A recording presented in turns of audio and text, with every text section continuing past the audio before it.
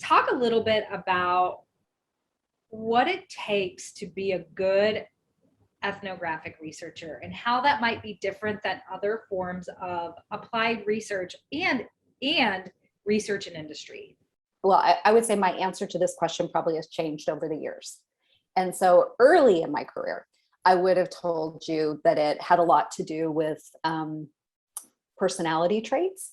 And it had a lot to do with, are you the kind of person that can make other people comfortable? And are you the kind of person that can be comfortable, in a lot of different situations with a lot of different types of people? And that's still super important. But I would say that's not the most important thing, I don't think, anymore. I think the most important thing is, are you the kind of person that can put your ego on the shelf and can assume that you really don't know the answer when you think you do, and when you're pressured to know the answer early on in a project or whatever. And so I think a couple of essential skills are, you have to be that person that is comfortable with other people, and that other people can be comfortable with you, and you can be comfortable in a lot of different situations and settings and that sort of thing. But also you have to be someone who really can take on the role as a learner and not the expert. And I think that is super essential in ethnographic work, that you have to be able to assume that you don't know the answer. And even if you think you do, you have to back yourself up and continue to be very curious and continue to put yourself in the mindset of somebody who doesn't know the answer, because you really do learn and notice different things when you have that mindset. So that's another essential thing. I think what you alluded to earlier about just being very systematic, I think that's a very important quality for ethnographers, and one that I think gets lost sometimes. When people contact me a lot and say, I'm really good with people, so I think I would be a really good ethnographer. And like I said, that is an important element, but I think that you have to also be a researcher, and you have to be, understand the research method, and you have to understand, science and, those kinds of things in order to be able to really be systematic in your ethnographic approach. And I also think you have to have an academic knowledge of people and processes and systems and, those kinds of things, because we use a lot of theory in kind of as we gather our data to help us to organize it and create paradigms to help explain what's going on. And without that, I think it's really hard to do this work quickly. I think that provides a shortcut, and the type of ethnographic work that I do, which is pretty fast for corporations, I think that's pretty essential, that you have that background, some sort of social science grounding. Talk a little bit about kind of the theory and some of the most important theories for doing this work well, because if you didn't go to grad school for this and you don't take a class, or if you're like me and it's been 20 years, what do you want to read up on, and what do you want to refresh and see what's new, right? See what's new. Yeah, I think for me in the work that I do, there's hardly anything that we've ever studied that power is not important, and that you don't want to, you want to take a look at what's going on with power dynamics and, the division of labor, within households, within workplaces, those kinds of things. And those are all very power-based things. And so I think a basic understanding of, power theory and conflict theory and those kinds of things are important for ethnographers. I use a lot of micro theories in my work. And so I spend quite a bit of time thinking about Irving Goffman and thinking about how people create their identities. And that's another thing. Every project that we've ever studied, identity is always important too.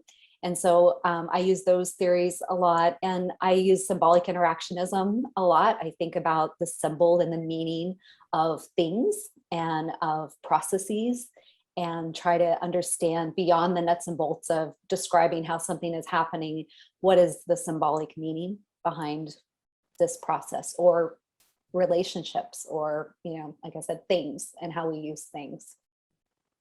So those are probably the big ones. What about exchange theory?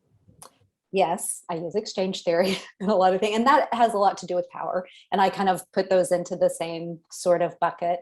And some projects that is a lot bigger of a component of something I would think about than other projects, but anything that's relationship based. And so we do a lot of doctor-patient interactions. And so I might use exchange theory in those. We did a study on sex workers one time, which exchange theory was the primary theory that I used to kind of organize my thinking around the interactions that sex workers had with their clients, and what they were getting in that exchange, and how that helped to explain how they made decisions about their work.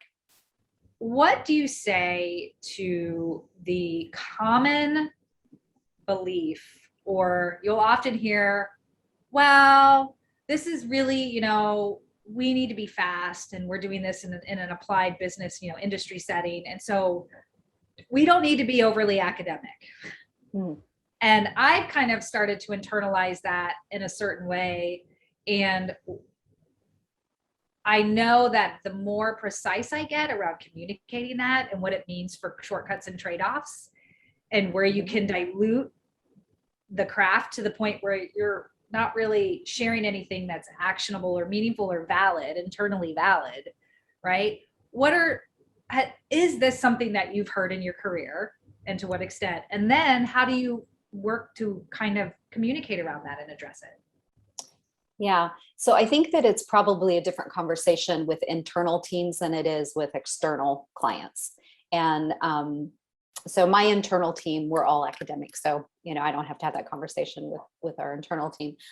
External teams, I have had that conversation with, and what I have kind of come to over the years is that it's an important part of my process. Depending on the client, it may or may not be an important part of the reporting process.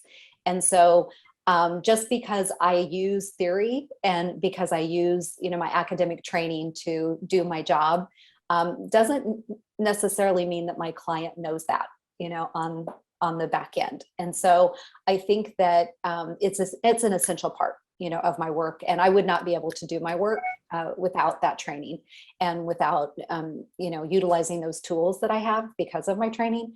However, I think on the back end, it doesn't necessarily, your report doesn't have to look or feel academic. And I don't think that my reports usually do. I think if you're a good ethnographer, you're taking into consideration who your audience is, and you're crafting a report that fits, in that environment. And so I think some of my clients are, more into that. And I realize that over conversations with them, and we can talk about theory and how we got to these final, top lines or whatever. And some of them just want answers. They just want to know what's going on. And so I think that would be a difficult conversation to have with internal teams as much. And I think that probably internally you would have conversations about, people trusting you and trusting your process and trusting, the output, of your process. I think that there's this thing that you're onto about speaking to that piece of it as it relates to how we go about our work, so people can feel like they can trust it and feel comfortable with it, especially when it looks different to what they might be used to. Right. We're going to talk about that in a second. But the thing that I'm hearing to be savvy about it is we don't need to drone and talk about it, right? Because it's not necessarily, it's important for them to understand if they need to better understand how we do our work to connect to it. And it's not necessarily the thing that needs to end up in the final output. Right. Yeah. And I think there are some highlights that I do have, conversations about on a very regular basis with potential clients. And one of those highlights is about rigor. And so that's one of the conversations I have that helps to separate us from some other people who are doing, or saying they do ethnography, is, how rigorous is the process. And So and we can talk about the difference between ethnographic techniques and ethnography. And I think a lot of people utilize ethnographic techniques, but then they call it ethnography. And so when I have conversations with potential clients, I try to make a distinction between those two things, because oftentimes we'll write a proposal and the potential client will call and say, your proposal is a lot more expensive than, the other ones that we've gotten. And the reason for that is because of the rigor. We're spending, 5 times as much time, on the process than the other people who are writing proposals. And so those are conversations that I have. And sometimes that opens the door to talk about what that looks like.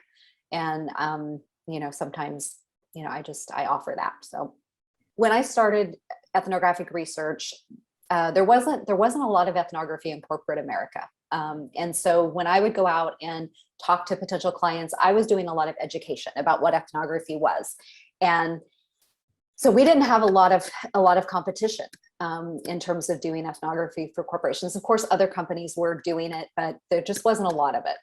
And then probably about 5 years into having the company, all these, companies were hanging out in ethnographic shingle. They rarely had, social scientists on board. They rarely really had training. And then I started noticing people were saying they were ethnographers because they took a 2-day course from me. And so I started to get alarmed, because I was thinking, again, I go back to clients saying, well, we're getting these proposals. They're a lot less expensive than yours. What's going on? And so at first I was really offended, because I thought, I know how to, I balance my checkbook real good, but I'm not an accountant, or there's lots of things that I can do, but I wouldn't presume to try to, say that I'm a professional at them. And so I was really offended initially. And then after a while, after having conversations with people who were, now new ethnographers, I realized that they weren't really trying to do ethnography. They were trying to utilize some ethnographic techniques, and they had no interest in doing ethnography. They didn't have the inclination, they didn't have the training, they just weren't really interested in really being our competition. And so I started having this conversation about, well, let's talk about it as, the difference between ethnographic techniques and doing ethnography. And I've come to, over the years, really appreciate there are a lot of situations in which you can apply ethnographic techniques and you don't have to do a full-blown ethnography. And, and there are people who can apply those ethnographic techniques really well, and they don't have to have a graduate degree, in sociology or anthropology. And so I think that a full-blown ethnography involves, a couple of things. And so if you're having a conversation with someone about whether this is ethnography or ethnographic techniques, the person should really talk about induction. And I don't think you can do ethnography without taking an inductive approach, at least in the beginning of a project. And so I think in order to have an ethnography, you have to have induction, and you have to really take an inductive approach, and you have to assume that you don't know the answer when you start the project. And I think another essential element of ethnography is that you're paying attention to the social and cultural context of what's happening. And so you're not just there in that moment of action, capturing what's going on. You are looking beyond that. You're looking, to the adjacencies, to the cultural context. You're looking to, people's social networks. You're trying to include this context that may not be in the room with you when you're in somebody's living room. You're looking beyond that. And then the other piece is what we talked about, the analysis, and, really bringing in a social and a cultural understanding about people and about processes and about networks and, all those kinds of things. And so I think in order to have an ethnography, you have to have all those components. But I think ethnographic techniques can be applied in lots of different, situations. So you can do participant observation without doing ethnography. You can do inductive interviewing without doing a full-blown ethnography. And again, I think there are places for both of those things, for sure. When you think about what it means to bring someone along on the journey with you who perhaps hasn't been exposed to it before, they don't necessarily know that there's a difference between ethnography and ethnographic techniques, or they have a certain mental model based on their experiences with consultants who are delivering research findings to them, right? Mm-hmm. How do you help them connect to what you do when it looks different, sounds different, goes different than perhaps what they're used to? How do you facilitate that engagement, that understanding, that trust, right? Mhm. Yeah, so I think there are a couple of things. I think if you're literally bringing them along, like if you're bringing them into the field, it's really important to do some training before you take them with you so that they know what to expect. And so an ethnographic interview looks really different than a traditional one-on-one interview. And so, I've had clients with me that question, like, are we going to ask them about, the most important things? Or when are you going to start working? Those kinds of things. So I found over the years, it's really important to do some pre-training before I take anyone into the field with me. And one of the most important things I think I say is, 80% of the most interesting things that I learn, I don't know that I've learned them while I'm doing field work. And so don't be surprised, if we go into the field and we walk out and you have this feeling of, I didn't learn anything.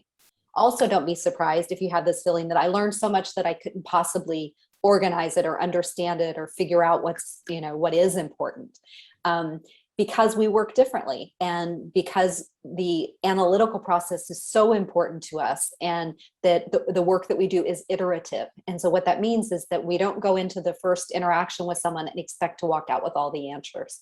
We collect some data, we figure out what we learned, we do some analysis, we collect some more data, and it's a building block, sort of process. And so I think setting those expectations with people really help a lot. It helps them to understand, that it is going to look different, and also explaining why that's a good thing, and explaining that, the beauty of ethnography is that you do ask questions in a way that you kind of uncover things that you didn't already know about. And so, I always describe it as if you walked up on an ethnographer doing their job, you wouldn't recognize that there was an interview happening. You would think that there was a conversation, going on. And ideally, you would think it was a conversation between two people who are comfortable, with one another, because ethnographers, work really hard to build that sort of rapport. And so it's going to look different. And we're going to have this field guide that we use, but we're not going to ask the questions, in the way that they're worded on the field guide or in the order that they're worded on the field guide, because it's very important that we establish this rapport that lets the person know that they are the expert and that we're there to learn from them. And so that is a very different dynamic and produces a very different set of data, which is good, from the ethnographer's perspective. But the trade-off is that you have to wait a little while to get your answers. So you might not walk out of the interview or the observation with all of the answers, but the answers that you're going to get on the backside are going to be so much, deeper. And so I think so much more grounded in the reality of real life than if you do that formal kind of interview process. Right. How do you reconcile the tension around speed and timeline? Yeah, well, that has also changed over the years. As you mentioned, I think if you do this full time, you get really good at your craft. And so when I first started doing this, I would have been completely uncomfortable, saying that I could turn an ethnography around in, 9 weeks or whatever, but it's doable, and, I can do it. It's not pleasant. And I prefer not to do it, but you can do it. And so I think that it's going to take longer than other research. It just is. And so that's a given. But I think that it's possible to do ethnography faster than I thought it was when I first started doing this work. And the trade-off, again, is that you get way, way, way better data. I mean, I've had clients that have told me, we have done over the last, 5 years, we've done, dozens of focus groups, and we've done lots of quantitative data. And we did this one ethnography and we learned more than we learned in all of those, in 5 years. The ethnography took 6 months or 5 months or whatever, but it produced more than they had gotten in 5 years of other kinds of research. And so I think that's not just, a claim. I think that's actually true, that ethnography does provide and produce just such deep insights that it's worth the time investment. So when you think about projects that have gone smashingly well, Mm. And this is a holistic thing, right? Like you felt really good. You were proud of putting your name on the research findings, right? The ethnographic research findings. You had a really good relationship with the client. You know, field work is field work. It has its good things and it's, you know, it has its bumps, it has its whatever, right? But where it just, you know, it does projects where it just feels like, yeah, right, this is great. What are some of the things about the context and the experience that for you make those stand out as positive experiences? Mm. Yeah, I think it probably starts with the relationship with the client, and I think having trust, you know, from the client. You know, sometimes my experience is that a lot of people are afraid, you know, and that's kind of fear is the driving force and, you know, conflict with people. And so I think that if a client is comfortable and trusts the process and trusts us, then I think that's a good foundation to start with. But also I think the client being communicative enough to, you know, really let us know, you know, what their goals are and how the research is going to be used, because that can, you know, really drive how the decisions that we make about things. And so I think that is an essential component, is just having a trust from the client and having communication, open communication, good communication. And then I think, you know, planning. And I think that, you know, that whole an ounce of prevention is whatever that saying is. I think that's really, really true. And so I think ethnography, in order to go well, having a really good solid plan in place is important, but equally important is flexibility. And so I think having a really good plan in place, but also being flexible enough to know that it's not going to go like that, and that you have some flexibility built in, you know, sampling and in field work and in, you know, even timelines, to deal with those kinds of things, you know, that you had not anticipated, but really make the project better ultimately. I think that those are all really important things. And then the other thing is probably just the alignment of the stars. You know, a lot of times it has to do with, you know, gosh, just, you know, did you get there in time? Or, you know, did the person actually turn on the camera when they recorded that, you know, thing in the video diary that was so important, you know, or did they have the camera with them when this super important thing happened? You know, those kinds of things. But even those kinds of things you can build in safety nets for by, you know, allowing more time. So if you only give someone, you know, 3 days to keep a video diary, the chances that you're going to connect and catch that stuff, you know, are a lot lower than if you give them 3 weeks to do it. And so you can build in those safety nets. And so, yeah, having the luxury of time, I think, is another thing that's, you know, will produce a better ethnography ultimately. What are the things that you really not fight, that's I don't like to use conflicted words, but that you advocate for and you'll push for time, right? Yeah. Because there are trade-offs. We make concessions sometimes, and then sometimes we have to hold firm to the boundary that is about the rigor that makes, you know, the process worthwhile. Yeah, I think when you have, you know, a process or some, you know, an experience that is different, you know, over time, then that's a time that you should fight for time. Because, you know, if you only catch one, you know, portion of what the experience looks like, but at the end of the month it's going to look really different, then, you know, that's kind of negligent, you know, as an ethnographer, you know, to do that. If you have, you know, people who have illnesses, that they have good days and they have bad days, you know, that's an important time to build in the, you know, the time where you can catch both the good days and the bad days. You know, if people are, if they're like, you know, I went to the DMV yesterday and I drove up and like, there's like only like 5 cars in the parking lot. And I was like, wait, they must be closed today, but I have an appointment. This can't be. And I went in and like, there's nobody in there. And I finished the whole experience in like, you know, 5 minutes. And, you know, I'd been there earlier in the year and it took me an hour and a half. And so those are very different experiences, right? And so if you're only there for one of those, then you have a very skewed understanding of what the experience is. And so I think the more variation there is in experience and the more variation there can be over time, those are times when you should fight. for more time in the field, more time for, video diaries, those kinds of things. And then just, the actual, the size of the project, that makes a difference too. And so the bigger the project, the more time that it takes. And then I personally think the ethnography is always better if you have more time, to do analysis. So if your client has time, then they should do that. They really should spend more time on it. But I realize, in the real world, sometimes you don't have time. So you have to take that quicker option. But I do think that if there's variation in process that could happen over time, or there's an event that's hard to catch and you never know when it's going to happen, then you need to build in more time to, increase the chances that you're going to potentially catch that thing, and catch it in real life, and not have people have to, recreate it for you in an artificial, kind of time and place. Yeah, talk about the difference between capturing something in real life versus having someone talk to it or recreate it. Yeah. So for many years, we were working for a large appliance manufacturer. And so for literally probably a decade, we watched people cook and clean, almost full time.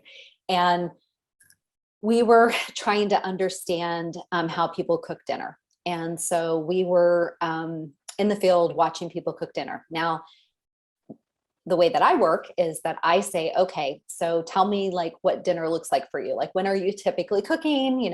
Which days are you cooking? What time of day are you cooking? Whatever. So they say, Tuesdays, 5 o'clock, I'm always cooking dinner. So that's a good time for me to be there. It would not be a good time for me to be there if I said, I'm going to be in town on Tuesday and Wednesday only. I've got a 10 a.m. I've got a 2 p.m. I've got a 5 p.m. We've got to do it one of those times. Watching somebody cook dinner at 10 a.m., although it happens, for some people, they could prep then. It's fairly unnatural situation.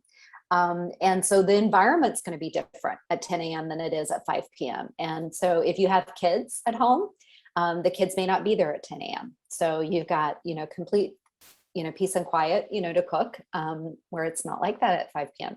So one time I was doing this study on watching people cook dinner, and I was in Texas, and I was in this woman's kitchen, and she had like several things going on the stove, and she had something in the oven, and it was a big, production. And she had a couple of kids running around, and one of the kids, who was a preschooler, came running into the kitchen, and he hit his head on the corner of the kitchen table, and blood starts squirting everywhere, and it's complete chaos. And mom's, trying to, manage what's on the stove, and the stuff starts burning in the oven while she's trying to do, triage to this, wound that this kid has. And so, I take that back to my client, and I'm playing that video for them. And one of the people in the room asked me to stop the video. And he says, I've been designing stoves a long time. And he said, and I never imagined that's what dinner looked like.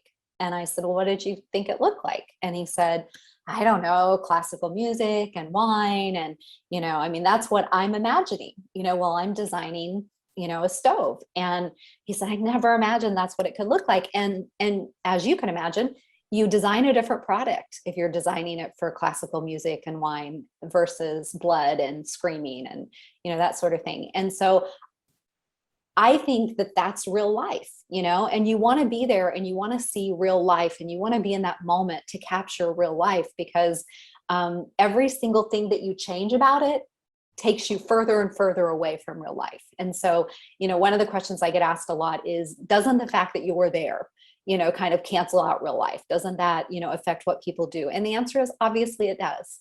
All research affects what people do. The way you word a question on a questionnaire affects what they do, knowing that somebody's behind the screen, on with a focus group. But I think ethnography is the one research method that has the potential to be, as real as you can get. And so you have to do all these things to get you as close as you can to that point. Is it ever going to be exactly like that? No, but you can get close to that. And you do that by trying to be there when it's actually happening. That's the first thing. You get there by making people understand that your agenda is to learn from them. And you can't just say it, you have to mean it, because people know when you don't mean it. And so when I tell people, I'm just here to learn from you, you're the expert on your life, I mean that. I have never met anybody yet that I'm the expert on their life or that I'm the expert on their experience. Like every single person I meet, I truly am, there to learn from them, and they're the expert. And so that's a very compelling thing. And when you can convince someone that you truly mean that and that you really want to learn from them, they'll let you in a way that they wouldn't if they look to you as the expert who's asking them questions and you already know, what it is that you want to learn. So I think ethnography has this wonderful potential to get you really close to real life, but you have to work at it, and you have to, be willing to make those concessions to work in the evenings, to work on the weekends, to be there whenever that thing is happening that you want to understand. So we originally started talking about when things go well, right? When it's a great project. You've talked about that. Is there anything else that you think about when it comes to, producing really good quality work that is useful, right? And actionable? Because for us, everything's amazing. It's always an opportunity to learn. And oh my gosh, can you look at what we just learned?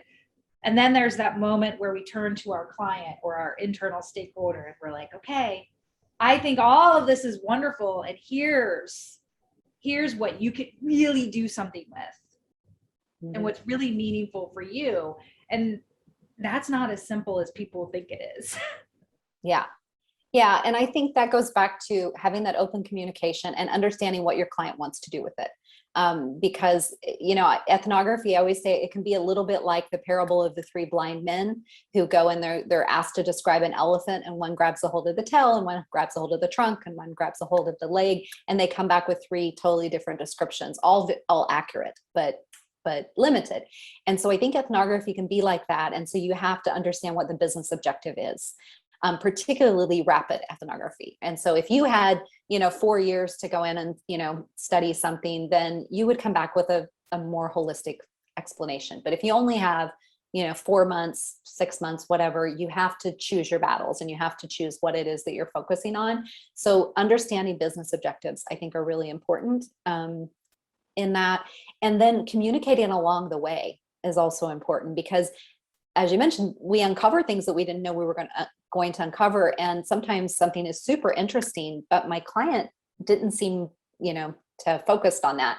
So that's a point where I would go back and say, hey, this thing has come up and it seems really interesting. Is it something that you know about or are interested in? And then you can make a decision about whether to dig deeper, into that thing. And then I think, again, knowing who your client is and creating a report that fits in with kind of what their cultural climate is, and that you're addressing things in a way that's going to make sense to them. And one of the ways we've started doing that over the years is we create these very descriptive reports, and so they're designed to teach. And so I usually ask before I give a presentation, I say, you know what, I know this is your business and I know you know a lot about it, but for the next 2 hours, I'm just going to ask you to assume you don't know anything about this topic. And I'm here to teach you about it from the perspective of your clients, or your patients, or, your customers. And so I'm going to ask you to just pretend like you don't know anything about it. And maybe you'll see or hear something in a way that you wouldn't if you come into it with all these assumptions.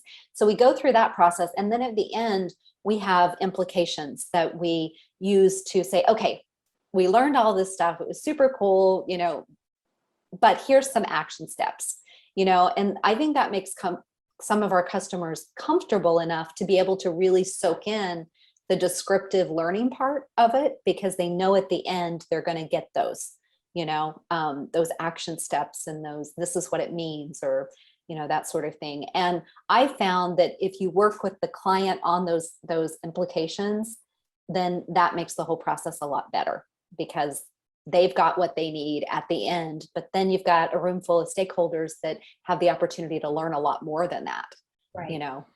Yeah. So I think that's a good approach.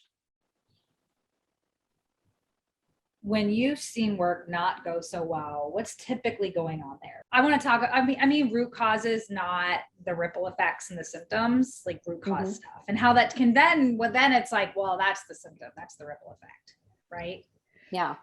Because Yeah. that's the part where as a researcher and as someone who has to not only do the research, but also engage people on it and bring them along and help them understand and figure out when is it about techniques, when is it about ethnography. And that's another, my Melinda-isms include the blind elephant, the craft, the rigor, and the difference between ethnography and ethnographic techniques, right?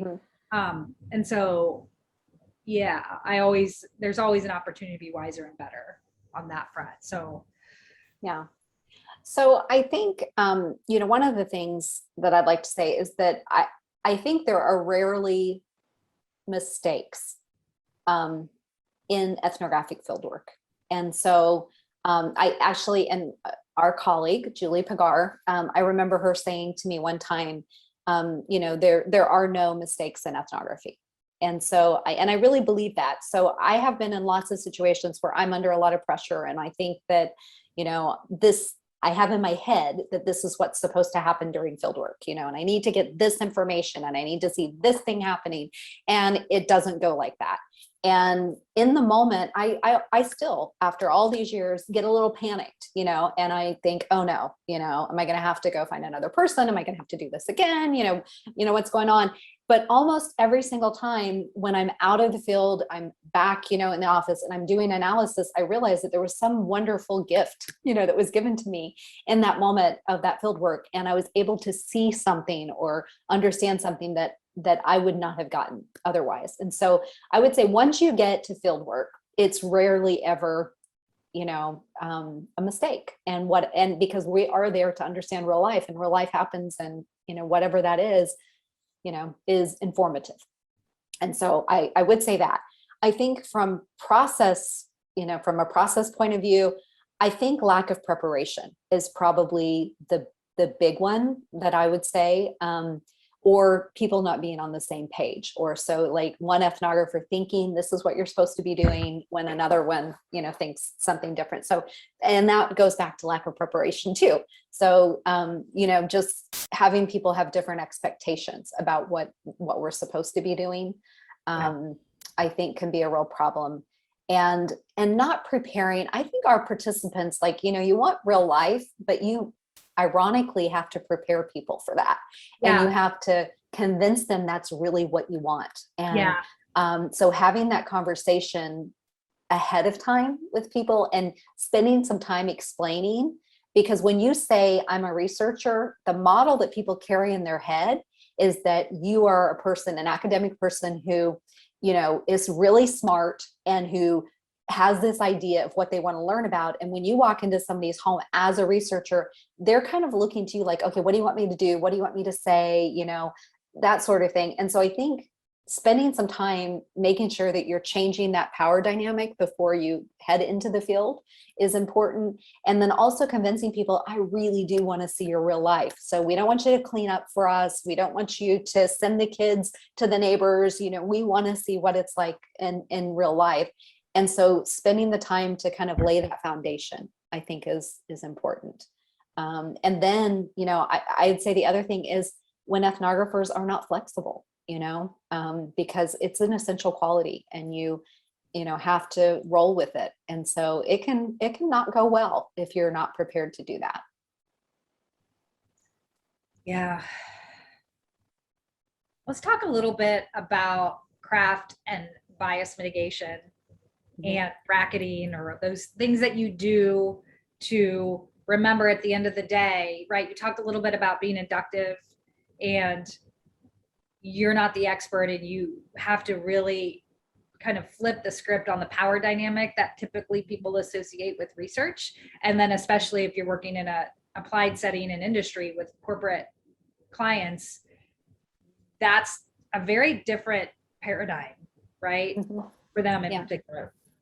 And so let's talk a little bit about that. Yeah. So if you really are of the mindset that you are there to learn, bias kind of takes care of itself. It really does. And sometimes you have to remind yourself. So in situations where I know very little about the topic or the experience, and this is super easy for me because I really don't know.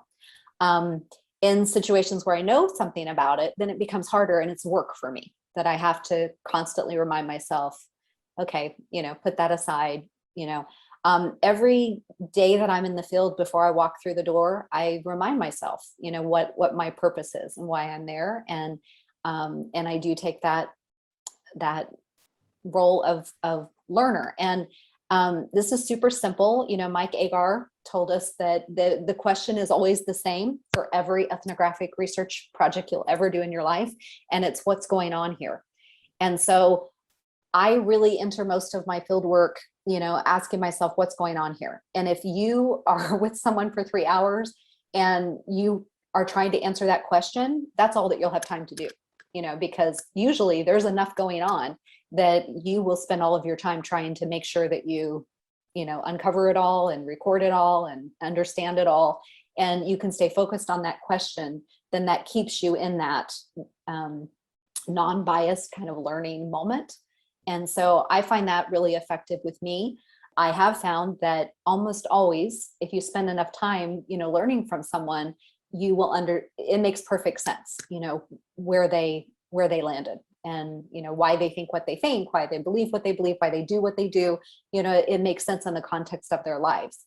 And so I think that's an essential skill for ethnographers and being empathetic. And I think that's another thing that mitigates bias is empathy and trying to be really empathetic, with people. And then I think, during the analysis phase, you spend a lot of time as an ethnographer, not only trying to figure out what you learned, but also challenging yourself to question how you know what you know. And so you're looking to see how many data points do I have, for this thing I think I know.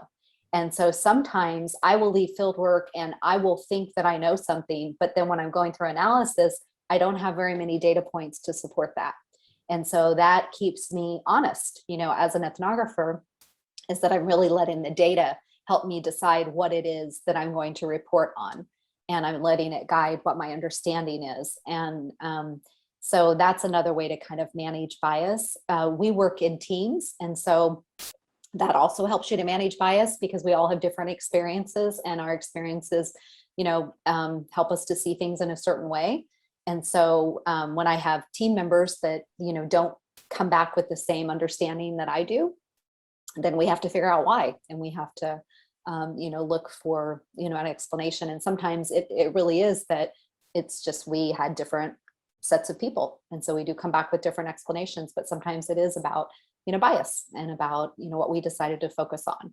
One of the burning things is for me is, working in some of these emerging models like product management, design research, right? You have people who are responsible for making product decisions and design decisions, and they have to understand what's happening, right?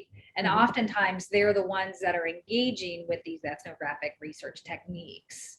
I'm afforded the luxury of, I don't have to do as much context switching, right? And I get to stay in learner mode almost always. It creates some different challenges for me in my work, but there are they have to go back and forth, right? So tell me a little bit about how to support teams and communicate around that so that they can discern and, help support the research autonomy and this is good, let's do this. And then when it's like helping them become better at doing it for themselves when they're toggling between these two worlds. Does that make sense? Yeah, no, I think that's super hard to toggle between the two worlds. I really do. And I have yet to meet somebody who does it really well, to be honest. I think it's a tall order to ask, of someone to go back and forth. And I think that maybe it's a matter of, establishing roles and, within a team and say, like you said, your role is to always be the learner. And so maybe establishing that relationship as, that's kind of my job, is to keep you kind of honest, regarding the experience of our customers or, whatever, and to not have, really to have to apologize for that being your role.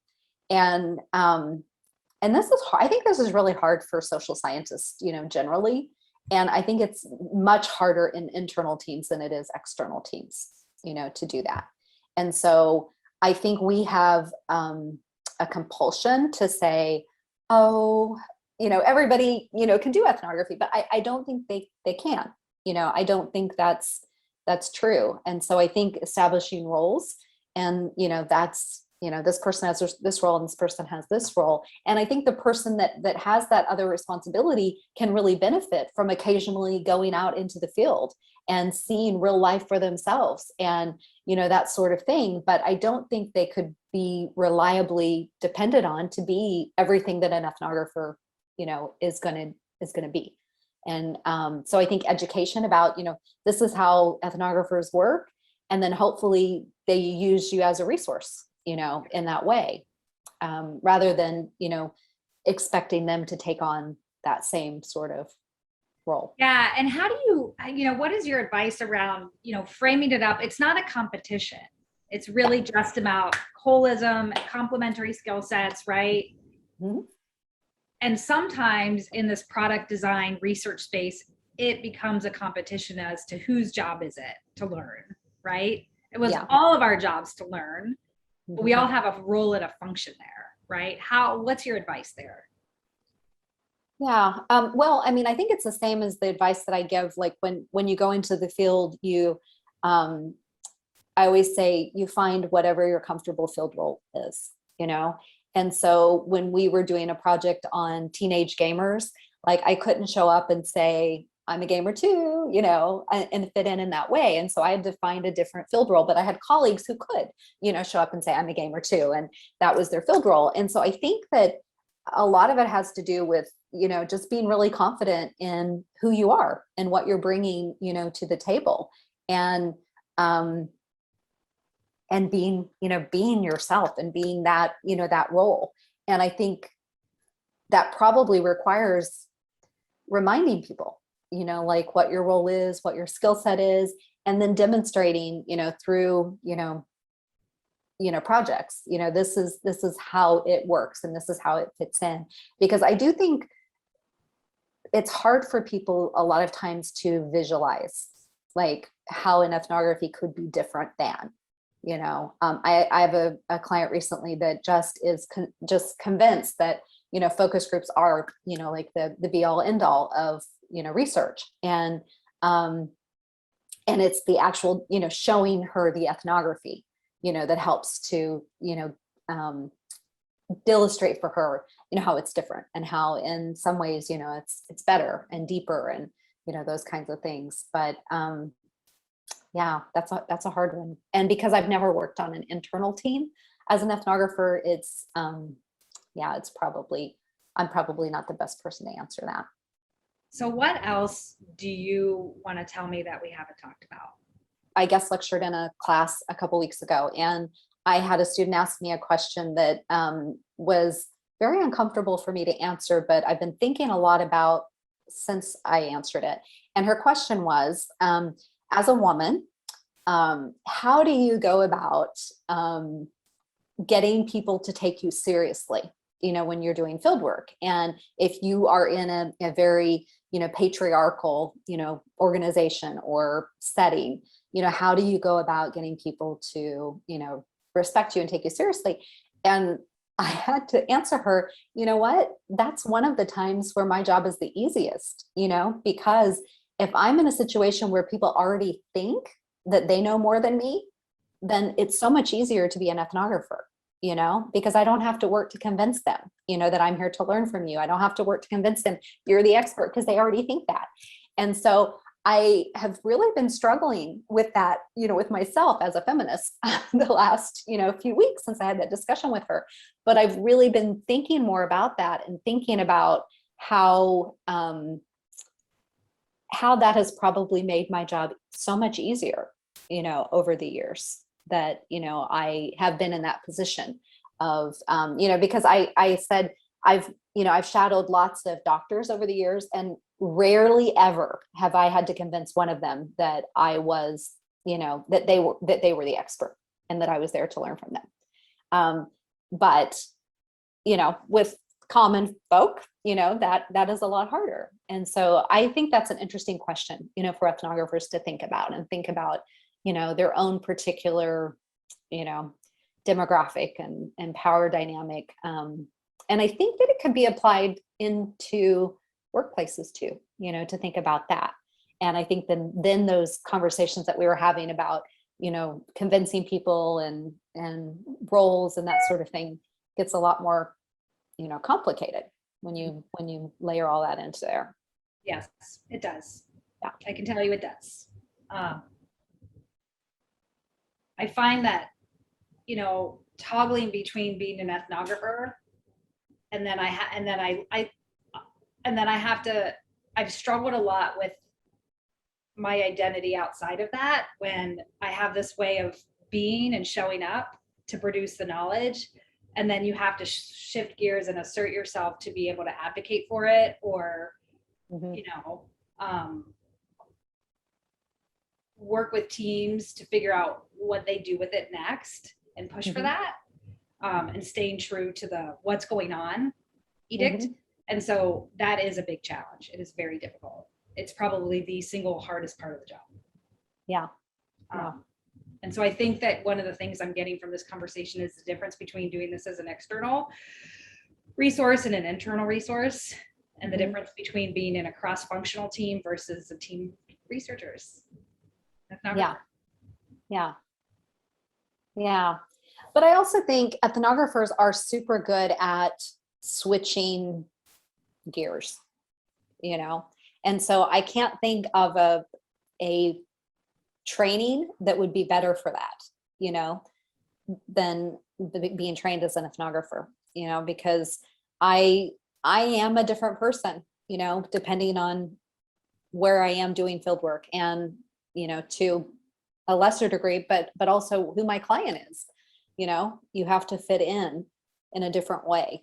And so I think that you're very well prepared for that, especially compared to most people, that switching gears thing.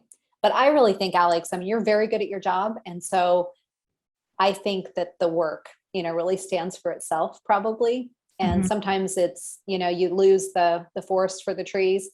And I think that probably that's, big picture. I think that's the answer. It's that, you produce this really good quality work, and, you stand by what right. In terms of how it should be done. Right. And I don't know, I've had conversations with a lot of statisticians about ethnography, and they always get it. I never have a statistician that says, that's not real science, or, anything like that. They get the value of it. And so I think, constantly reminding people, that this is what ethnography is really good for. And, maybe that's what you do is really good for. And, we pick our projects based on, what is the best fit. Right. Right. Really, it's where you need to really understand what's going on. Right.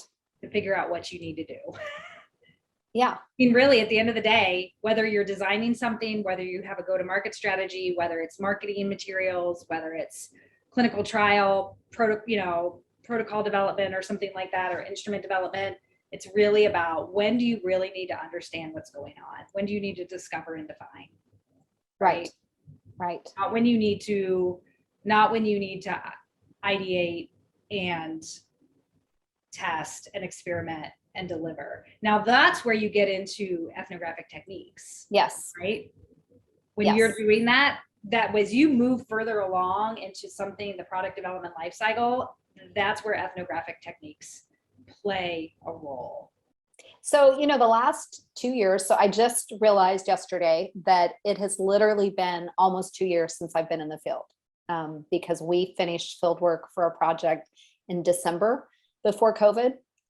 And we haven't been back into the field, since then, but I am going back in the field, starting in a couple of weeks. And so I was thinking about that, and I was thinking about, what has changed? Like I've had 2 years that I have not literally, like been in field work. And going into COVID, I, was very, very, very resistant to like doing online interviews and, things like that. Well, during COVID, we had to do that. We did video diaries, but we also did online interviews. And I think that, ethnographic techniques can be applied, in lots of ways. And you can produce some really interesting insights, from them. Do they give me the same things that, being in the field, does for me? No. And the same sorts of insights? No. It's never going to be like that. But I think that there are some really clever ways, to utilize those. And on the backside, like the analysis piece is something that I think ethnographers often skip over. And I think that, even those online interviews that, we've been doing the last couple of years, the insights that we're pulling out are so much deeper, than traditional, one-on-one interviews, even though I'm not like there in somebody's house and I'm not looking in their cabinets and, doing all that kinds of stuff. It's the insights on the back end are still so much greater. And so I think that's another thing is, really highlighting the value of the analytical piece. And even if you're not doing a full-blown ethnography, if you're doing, an inductive interview online, but you're still taking the time to do the analysis piece, the insights are so deep. I mean, they're just really so deep. And I feel even more, fortunate to be an ethnographer, now than I did 2 years ago, with the, the luxury of having a couple of years to just kind of chill and, think about things and think about how the world has changed. And I'm super excited to, get back into that. What's your advice for people doing this work in technology? Yeah, so actually the project that we're getting ready to go in the field for is in technology. It's super cool. I can't really talk about it, but it's really cool. So I think that the advice is always the same, that whatever you think you need to learn, you need to pull out from there. And so if you, think you need to understand the specific, use of technology, you actually need to understand how that fits into people's real lives, and that's a much bigger canvas, that you want to be focusing on.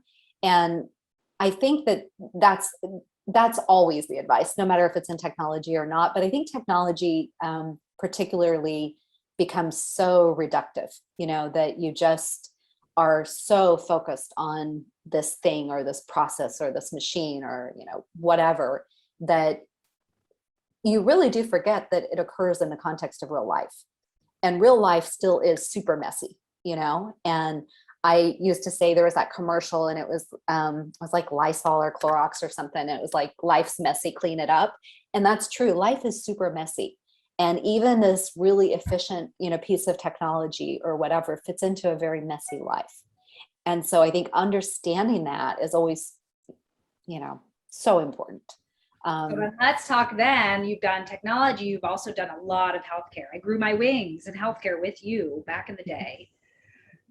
Technology and healthcare intersecting. Tell me about that advice. What's your advice there? Yeah, well, then that's an extra level of complexity. So you have real life and, people who are struggling with health, conditions or, health crises or whatever, they're still having real life. And so you've got, like the layer of real life, and then you've got the layer of whatever's going on, with health. And then you've got this technology, kind of fitting into that. So you have even more, to kind of peel back and to understand and to dig into.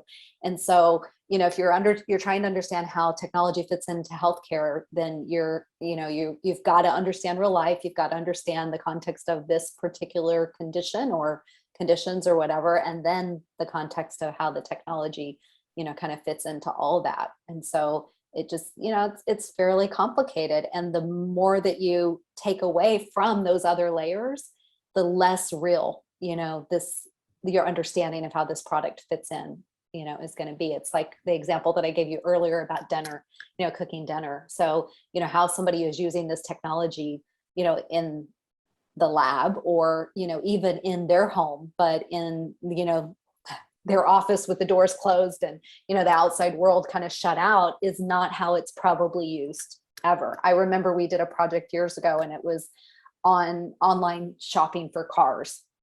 And my client went with me and we were in the field and we were at this guy's house and he was like on his laptop and he was looking for a car and he had this probably 4-year-old that was climbing up one side of him and climbing over him and climbing down the other side as this guy was like trying to, balance his laptop and shop for the car. And my client was with me and he said, wow, like when I pictured it, it wasn't like that.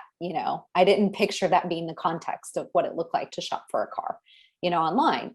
And so I think it's really important to, always remind people that real life is messy and that it looks quite different, than what you probably imagine it looking.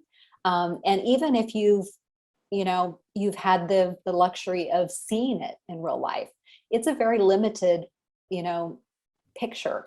And so depending on who you are and what your experience has been, it's probably not the norm, and so you want to understand the complexity of that experience and you want to understand what the edges are of that experience, those outliers of that experience, because that, those are often people who are innovators or they're people who are having an experience that you need to solve for, but you don't know because you're just focusing on, what's in the middle. And so I think ethnography provides a lot of, really important opportunities to expand your understanding. And one of my clients told me one time that she was always, she was a research manager within a big corporation. And she said people were always running into her office and saying, we need to know this. I need this answer about our customer.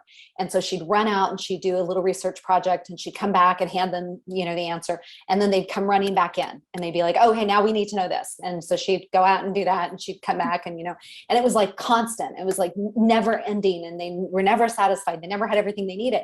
And then she said, we did an ethnography and she said, we just knew them so well that we didn't have to do that anymore. And she said it was kind of like, before we did ethnography, we were always taking off and landing. It was like, somebody was always running in and saying, I need this. And I, take off and I grab it and I land it, I hand it to them. And she said, after we did the ethnography, we're like maintaining altitude. It's like we are just kind of like we know them. And I think that ethnography is so good at producing that kind of understanding and the complexity, of it. And the more you get, into those layers of complexity, the more that it's valuable, I think, for really understanding well enough that you don't have to always be running out to find the answer, to those very tactical questions.